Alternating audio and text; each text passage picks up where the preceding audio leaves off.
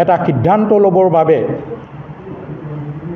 কি তাৰিখে অক্টোবৰ আছিলে আমাৰ মিৰ্জা ৰাজহুৱা সভা 24 নৱেম্বৰ আমি 24 নৱেম্বৰ তাৰিখে 8 আঘোণত ৰাজহুৱা মিটিংখন কি তাৰিখে আছিলে 29 অক্টোবৰ ন আমি 29 অক্টোবৰত এই স্থানতে আমি এখন ৰাজহুৱা সভা অনুষ্ঠিত কৰিছিলোঁ। সেই সভাতেই 7 আৰু 8 আগৰ ইংৰাজী 23 আৰু 24 নৱেম্বৰত শনি আৰু দেওবাৰে দুদিনীয়া বিস্তৃত কাৰ্যসূচীৰে আমাৰ আৰু মহা সমাৰোহেৰে আমাৰ দুদিনীয়া কাৰ্যসূচীৰে এই নলগোৱা উৎসৱভাগী উদযাপনৰ উদ্দেশ্যে সিদ্ধান্ত গ্ৰহণ কৰা হয়। 50জন সদস্যৰ এখন কৰ্ণধাৰ সমিতিৰ উপৰিও অনুষ্ঠানভাগী নিয়াৰিকৈ সুন্দৰ আৰু সুশৃংখলভাৱে পৰিচালনা কৰিবৰ কাৰণে 20খন বিভিন্ন উপসমিতিও আমি গঠন কৰিছিলোঁ।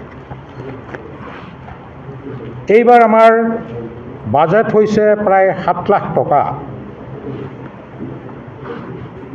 আমাৰ উদযাপন সমিতিৰ বিষয়ববীয়া সদস্যা আৰু ৰাইজৰ দান বৰঙণিৰে এই পুঁজি সংগ্ৰহৰ ব্যৱস্থা কৰা হৈছে। ভক্তসকলক আদৰিবলৈ আমি 7খন অস্থায়ী তোৰণ দিয়াৰ আমি ব্যৱস্থা কৰিছোঁ। 37 নং ৰাষ্ট্ৰীয় ঘাইপথৰ চাৰিঙীয়াত আমাৰ মূল যিখন তোৰণ সেই তোৰণখন নিৰ্মাণ কৰা হ'ব আৰু এই তোৰণখন আগবঢ়াইছে দিল্লী পাব্লিক স্কুলৰ কৰ্তৃপক্ষই। এইবাৰ মুঠ 7খন আমাৰ অস্থায়ী তোৰণ দিয়া হ'ব। এই তোৰণকেইখনৰ ভিতৰত বৰবেটী সংৰক্ষণ আৰু উন্নয়ন সমিতিৰ ফালৰ পৰা এখন তোৰণ দিয়া হ'ব, আমাৰ উদযাপন সমিতিৰ ফালৰ পৰা এখন তোৰণ দিয়া হ'ব, আমাৰ মায়মৰা সাংস্কৃতিক বিকাশ কেন্দ্ৰৰ নামঘৰৰ ফালৰ পৰা এখন তোৰণ দিয়া হ'ব, অসম জাতীয়তাবাদী যুৱক ছাত্ৰ পৰিষদৰ ফালৰ পৰা এখন তোৰণ দিয়া হ'ব, অনুসূচিত জাতি ছাত্ৰ সন্থাৰ ফালৰ পৰা এখন তোৰণ দিয়া হ'ব। গতিকে এনেকৈ আৰু ব্যক্তিগতভাৱেও তেওঁলোকৰ পিতৃৰ সোঁৱৰণত আৰু 2খন তোৰণ আমি পাম। টোটেল আমাৰ এইবাৰ 7খন অস্থায়ী তোৰণেৰে আমাৰ ভক্তসকলক আদৰিবৰ কাৰণে আমি প্ৰস্তুতি কৰিছোঁ।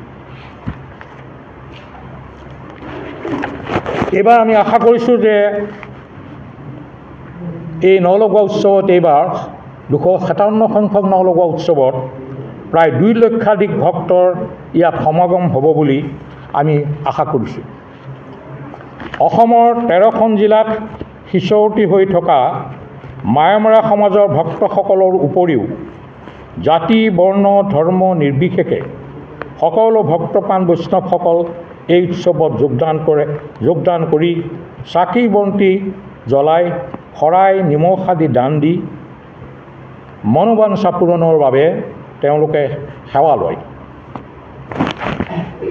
নলগোৱা উৎসৱৰ লগত সংগতি ৰাখি আগৰ বছৰৰ দৰেই এইবাৰো আমি অষ্টভুজ নামেৰে এখন স্মৃতিগ্ৰন্থ প্ৰকাশ কৰাৰ প্ৰস্তুতি আমি সম্পূৰ্ণ কৰি তুলিছোঁ। ডক্টৰ সূৰ্যেন্দ্ৰনাথ বৰুৱাৰ সম্পাদনাত এই স্মৃতিগ্ৰন্থ প্ৰকাশ পাব আৰু 7জনীয়া এখন সম্পাদনা সমিতিৰ বিষয়সমূহ চোৱা চিতা কৰি আছে। নলগোৱা উৎসৱৰ 2 দিনা শান্তি শৃংখলা আদি অটুট ৰাখিবৰ কাৰণে জিলা প্ৰশাসন আৰু পুলিচ প্ৰশাসনক ইতিমধ্যে জনোৱা হৈছে।